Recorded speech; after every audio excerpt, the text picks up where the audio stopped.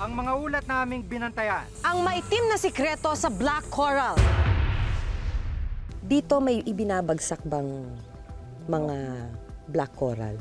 May nakonfiskate din naman ng mga black coral dito tulad ng Black Sipan na galing ng Leyte at saka galing ng Masbate. Itong barangay namin, parang pinakadulo ng Mactan Island. So siyang bagsakan ng mga illegal. Bantay dagat yan, muli na, pop, patira na sila, wala na kami magawa mo. Hindi namin ano, pop. Kakaway na lang. Wala, balik na lang kami. At ang seguridad sa mga bilangguan. Wala pong may kinalaman sa aking paglabas ng araw na yon, kundi ang sarili ko. Ito ang mas malawakang pagbabantay. Sa mga isyu ng pamahalaan at lipunan. Reporter's Notebook. Sa Pilipinas makikita ang ilan sa pinakamalaking coral reef sa buong mundo. Pero ang malungkot, 78% ng coral reef ang nanganganib. Kabilang na ang tinatawag na black coral dahil sa talamak na pangunguha nito. Paano nakalulusot ang gawaing ito sa mata ng kinauukulan?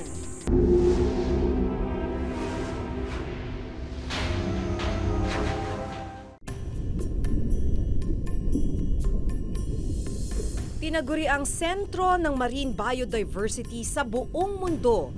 Hindi maikakaila ang kagandahan at yaman ng karagatan ng Pilipinas. Pero tila nanganganib maglaho ang natatangi at nakakabighaning ganda nito.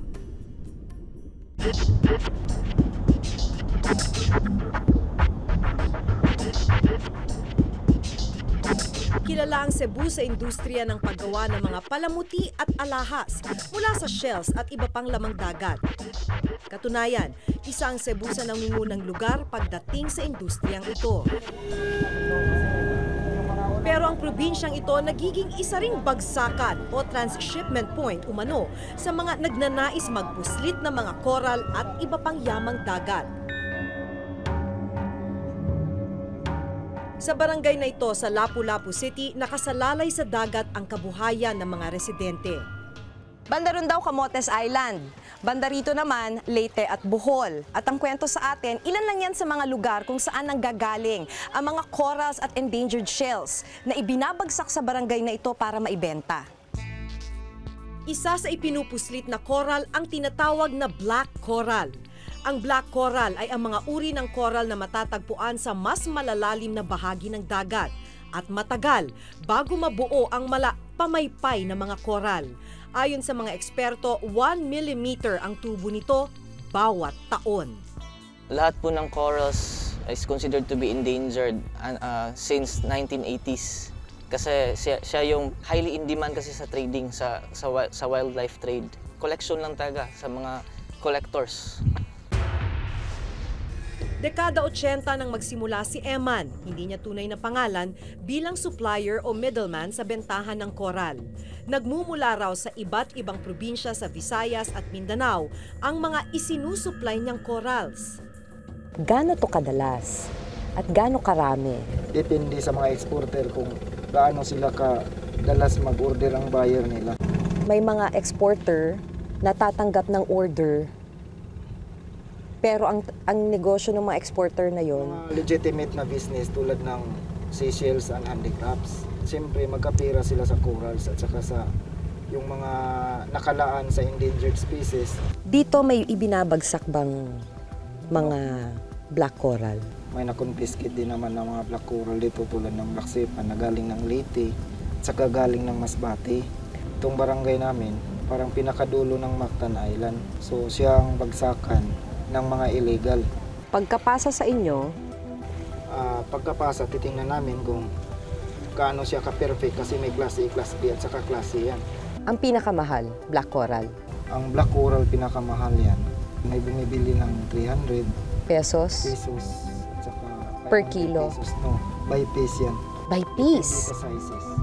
By piece mga ganito. Hindi, yung piece talaga. Yung mismong coral na 15 buo. ounces, opo. Mula Pilipinas, nakararating sa iba't ibang panig ng mundo ang iligal na produktong ito. Ang kakilalang supplier ni Eman, ilang coral ang ipinakita sa amin. Kabilang ang isang malaking tangkay ng Black Sea fan, isang uri ng black coral. Mas malaki pong ganito. Magkano po yun? Magkano? Pila? Mga 350, atris. Isa. 350 ano. 350 isa. O order din.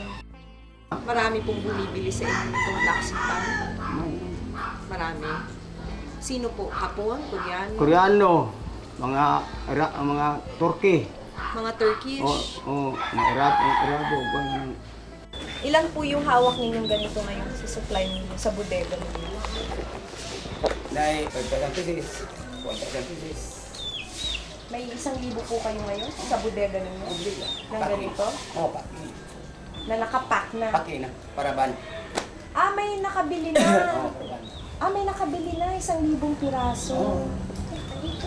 Pero tila ang matagal ng problema ng katiwalian din ang bumubuhay sa kalakarang ito. Kayo kuya, nagawa nyo na ba na manuhol, makiusap para lang makapagpuslit ng mga ganitong kargamento? Marami na po. Mga 10 years na. Pero hindi naman panunuhol. Parang pambigay lang ng pang snacks ng nasa opisina, ganyan. Kaano yun? Kung pang merienda-merienda? Hindi, mga 500 okay na naman yan. Para lang makakuha ng pirma? Opo. Para mapalusot yung... Oo, kasi ayaw din naman nilang mag-check. Taong 1999 at 2009, nang mahuli ang 2 kaso ng coral smuggling sa Estados Unidos. Umabot sa mahigit 40 tonelada ng corals ang nasabat. Matapos ang investigasyon, lumabas na sa Cebu ipinuslit palabas ng Pilipinas ang mga kontrabando. Nito lamang nakaraang linggo, sunod-sunod din ang mga nasabat na kargamentong naglalaman ng mga black coral at iba pang marine life. Sa Manila, nasabat ang 2 container van na idineklarang naglalaman ng rubber o goma. Pero nang buksan, natuklasang naglalaman ito ng mahigit 21,000 piraso ng black coral at humigit kumulang 200 mga pawikan mula Zamboanga. Tinangka itong ipuslit palabas ng bansa papuntang US, China at ilang bansa sa Europa. 1 linggo matapos ang pagkasabat sa Maynila, tinatayang nagkakahalaga ng 15 milyong piso ang nasabat na black coral sa pantalan ng Cebu. Sa dami ng mga nakuhang coral, tinatayang ang lawak ng nasirang coral reef sa bansa 5 beses ang laki sa Metro Manila. Isa ang Pilipinas sa may pinakamayamang coral reef sa buong mundo. Pero sa 27,000 square kilometers ng ating coral reef, 5% na lang ang nasa magandang kondisyon at 1% na lang ang hindi nagagalaw. If ganun kalaki yung damage na yung nakuha, sir, then most probably wala na yung matitirhan yung isda, wala na silang bahay, wala na silang pwedeng yung pagkain. Ang domino effect sa atin, sir, kulang tayo sa pagkain. There would be decline sa fish catch, sa fisheries. Labag sa Republic Act 9147 o ang Wildlife Resources Conservation and Protection Act at sa ating Fisheries Code ang pangunguha at pagbebenta ng coral sa bansa. Multang mula 2 hanggang 20,000 piso at pagkakakulong mula 6 na buwan hanggang 2 taon ang naghihintay sa sinumang mapaparusahan. Pero hindi lang sa Cebu nabubuhay ang bentahan ng black coral. Sa paglilibot namin sa Quiapo sa Maynila, lantarang ibinebenta ang mga black coral na ito.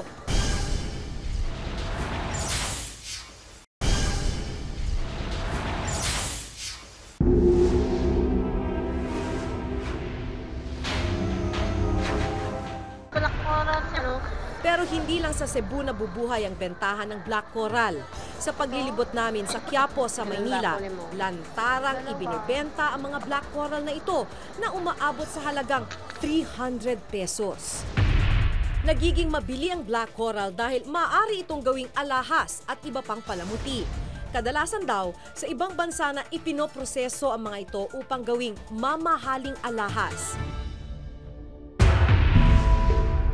Sa pagsasaliksik namin sa internet, nagkalat ang mga online seller ng mga alahas gawa sa black coral.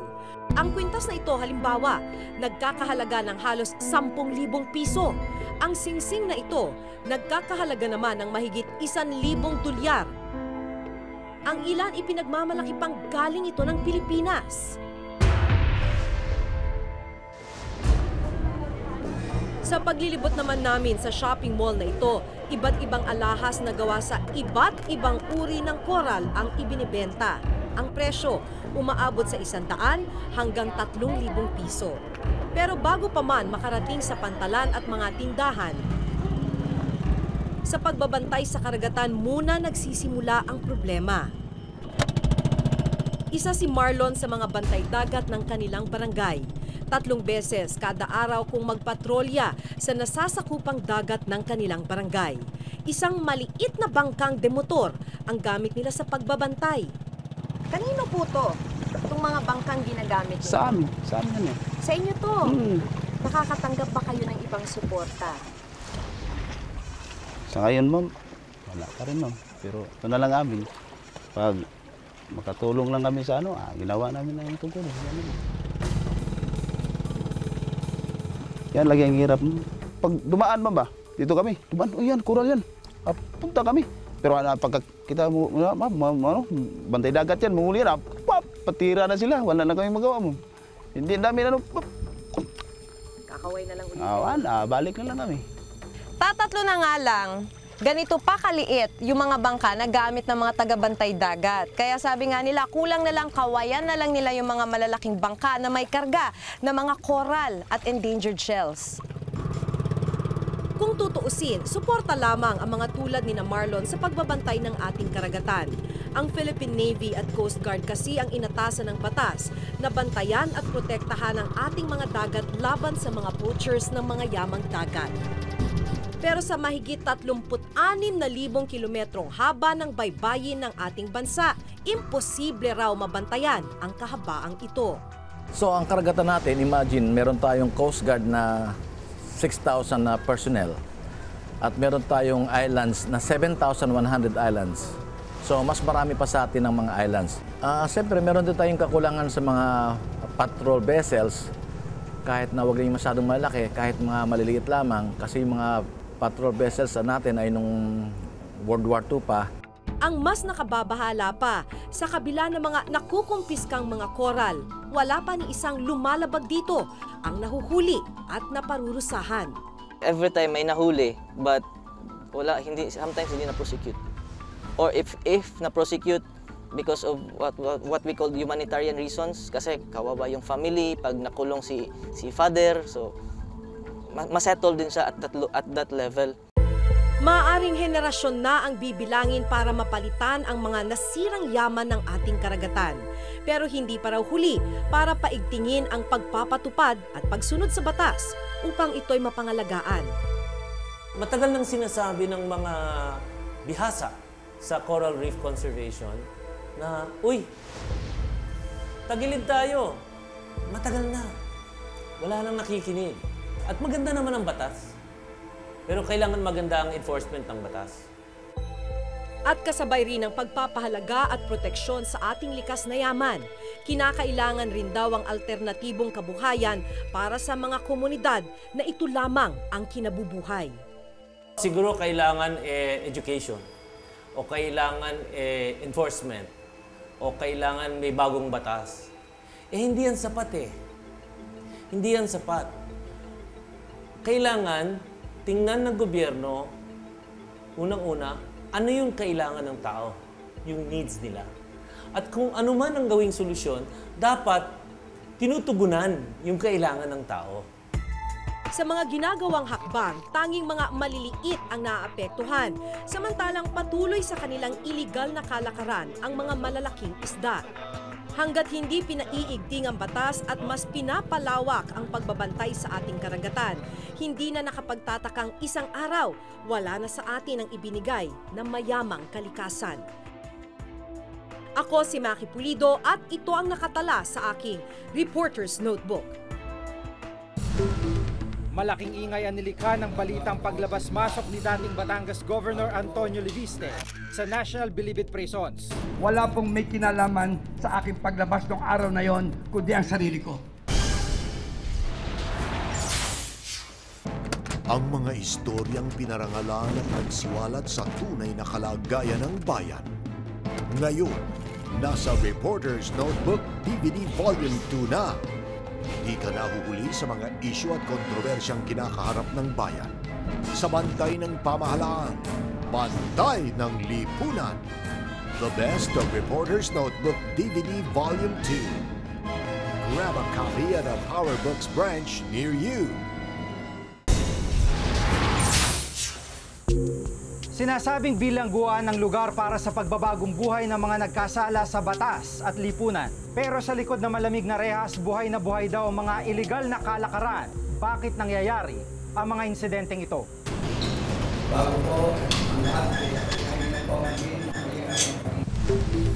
Malaking ingay ang nilikha ng balitang paglabas-masok ni dating Batangas Governor Antonio Leviste sa National Bilibid Prisons. Kayo before May 18? Billion Trees Program ating pag-usapan. Natulan ng 6 na taong pagkakakulong noong 2009 dahil sa pagpatay sa kanyang aide noong 2007. Pero kamakailan, siya'y namataan sa kanyang kondominium sa Makati. Wala pong may kinalaman sa aking paglabas ng araw na yon, kundi ang sarili ko. Ang pangyayaring ito, tila muling nagpatotoo sa mga dati pa'y alingasngas ng special treatment sa mga mayayamang preso. There is a positive finding nung panel na he was accorded VIP treatment.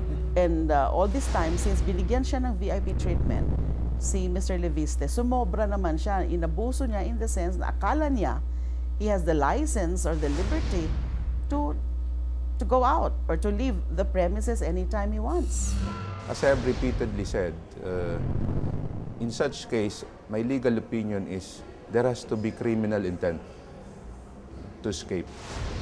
On his part, there is none. As shown by his activities, as shown by his demeanor, there is none. If ever there was mistake, there was error in judgment on his part. He went out on a perceived medical emergency.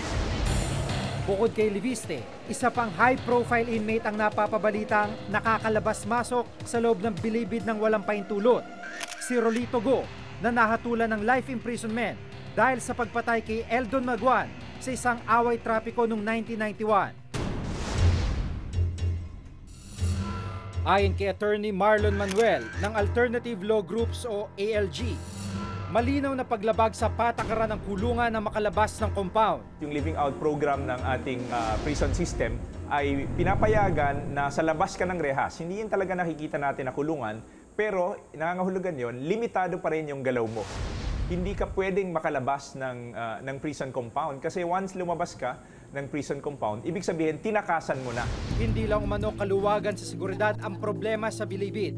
Hayagan din daw ang pakikipagsabwatan ng mga opisyal ng Bureau of Corrections sa mga mayayamang preso. Alalahanin natin na ang paglabas ni Governor Leviste mula sa kulungan ay hindi nagawa dahil siya ay tumakas na umakyat siya ng pader o pumuslit siya mula doon sa gate. Hindi Talagang hayagan yung kanyang ginawang paglabas. Ibig sabihin, dahil hayagan ito at dahil hindi lang isang beses, hindi ito pwedeng mangyari nang walang kinalaman ang mga opisyal na dapat sana ay hindi puwapayag sa ganoong arrangement. The Department of Justice has already conducted fact finding, and I have not yet read the result of the fact finding. So hindi masabi kung ano yung nangyari doon sa suhulan na sinasabi. Ilang araw lang matapos pumutok ang issue ng VIP treatment sa mga preso, muli na namang nalagay sa alanganin ng NBP nang mahukay ang bangkay ng isang inmate sa loob mismo ng maximum security compound ng Bilibid. Kinilala ang biktima na si Brian Peña, 23 anyos, na di umano'y sinaksak ng kapwa inmate. Nag-text sa akin yung pamangkin ko, sabi niya patay na si Brian. Pero kasi gusto ko i-confirm lahat kung ano yun. Hindi pa ako naniwala. Tumawag lahat ng police station, tinawagan ko kung ano access number na NBP. Sa isang barangay sa Olongapo City, inabutan kong nakaburol si Brian. Isang kinakalawang na yerong ipinormang kahon ang nagsilbi niyang kabaong. Sa isang punerarya raw malapit sa Bilibid, nagtungo ang pamilya para kunin ang kanyang mga labi. Wala dun sa puninarya niya yung bangkay ni Brian kasi mabaho na siya. Inilagay nila sa sementeryo. Ang sabi ko, bakit sa sementeryo nilagay? Natural, sabi niya, mabaho na, madidimanda ako. Ang sabi ko, sige kukunin namin. Kumuha kayo ng letter doon sa loob, pero gabi na. Baka hindi niyo matapos yan. Hindi, may nakausap ako. Sabi, makukuha ko yan. Ayon sa bilibid, sa gang war nag-ugat ang malagim na krimen, bagay na hindi raw dapat nakalusot sa mga piitan. Kailangan talagang tingnan natin ano ba ang nagiging butas doon sa sistema ng pagbabantay sa ating mga preso. No? Para sa isang preso na mapatay ng kanyang kapwa preso at maibaon ng hindi nalalaman ng mga jail guards, ay napakalaking, napakalaking gap yan, no? Napakalaking butas yan doon sa security ng prison. Even in the past, nangyari na po rin yan. Ngayon, siguro ito yung po sa akin nga, sa nakikita ko, napakadaming dapat baguhin at dapat i-overhaul itong ating sistema ng prison. At isa nga po sa tinitignan ngayon dito, yung bill na ito, yung Modernization Act. Sa International Prison Standards, 6 na preso lang ang dapat binabantayan ng kada isang jail guard. Pero sa Bureau of Corrections, 32 ang binabantayan ng isang gwardya. Sa pinakahuling tala ng Bureau of Corrections, 19,320 na preso ang nakapit sa bilibid at nadaragdagan pa ito ng 5% kada taon. Hindi lang daw sa kaso ni Leviste at sa pagkamatay ni Brian Peña, masasalamin ang tila maluwag na seguridad sa bilibid. Dahil ang ilang iligal na kalakaran patuloy na nabubuhay sa loob ng ilang bilangguan. 15 taong gulang lang daw si William, hindi niya tunay na pangalan. Nang mapagutusan siya ng kanyang tiyuhin na magpasok ng droga sa loob ng bilibid. At sa 2 pang piitan sa Maynila na itinanggi niya ang pangalanan. Hindi naman ako masyadong kakatawan talaga. Nakadikit yun sa katawan. Dinidikit sa katawan ko. Kasi pag bata, hindi naman pansinin. Nung nagpasok kami ron, nilalagay namin sa tinapay. Siyempre, yung tinapay, hindi naman kinakalkal yun. Nilalagay namin sa tinapay. Siyempre, yung tinapay, hindi naman kinakalkal yun. Hindi na raw siya nagdalawang isip na pasukin ang ilegal na hanap buhay. Lalo pat, hindi raw basta barya ang usapan sa ganitong transaksyon. Halimbawa sa isang bulto na ipapasok namin, 15. Mapapalabas namin yun ng 19. Kung sabihin mo na ng 20, di may 5,000 kami sa isang bulto. Eh kung magpasok kami ron, 3, 4, ganyan. Pinakamataas na yung 5, pagka malakas na talaga. Pero sa isang linggo lang yun, isang beses lang sa isang linggo. Sa ngayon, may bago at mas madaling paraan na raw ng pagpupuslit ng droga sa loob ng piitan. At sangkot daw dito ang ilang mga jail guard. Sa labas ng compound ng jail, doon na mismo kami sa labas nagkikita. Kung saan niya gusto kami magkita, doon. Papayag na magpapasok siya rin na wala siyang komisyon. Kailangan may komisyon din siya rin. Magkakaroon tayo ng isang plano para doon sa mga yung mga drug syndicates na nandito sa loob. So para sa gayon ay sabi nga natin ay at least we could curtail or totally eradicate the mga problem or somehow minimize. Bukod sa ilegal na droga, malaya rin namanong nabubuhay ang bentahan ng laman sa loob mismo ng ilang piitan. Si Grace, hindi niya tunay na pangalan, umaming labas-masok siya sa loob ng kulungan. Hindi para dumalaw sa kaanak, kundi para magalok ng panandaliang aliw.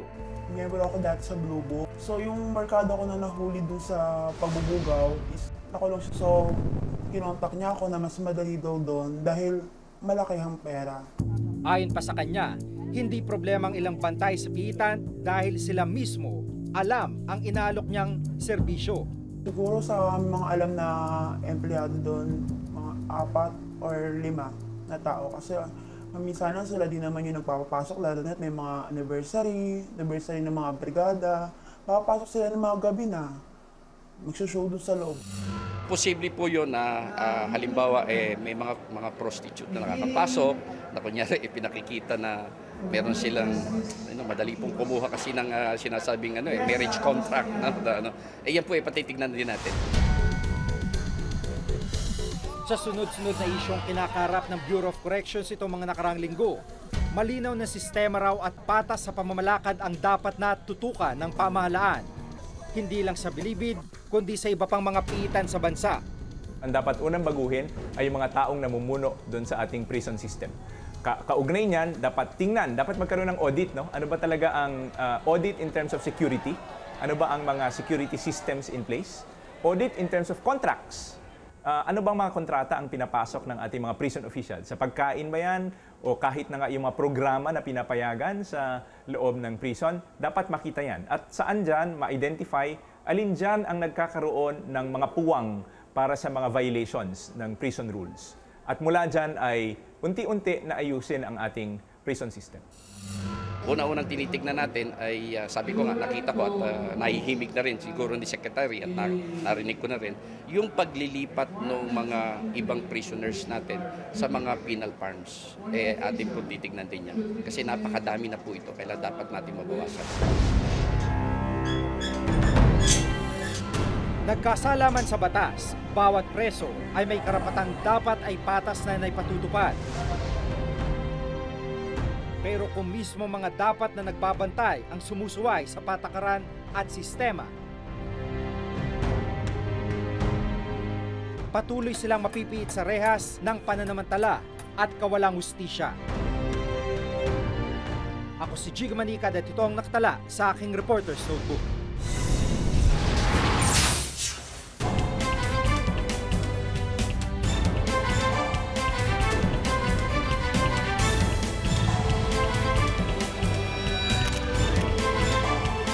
Wala pong may kinalaman sa aking paglabas ng araw na yon, kundi ang sarili ko.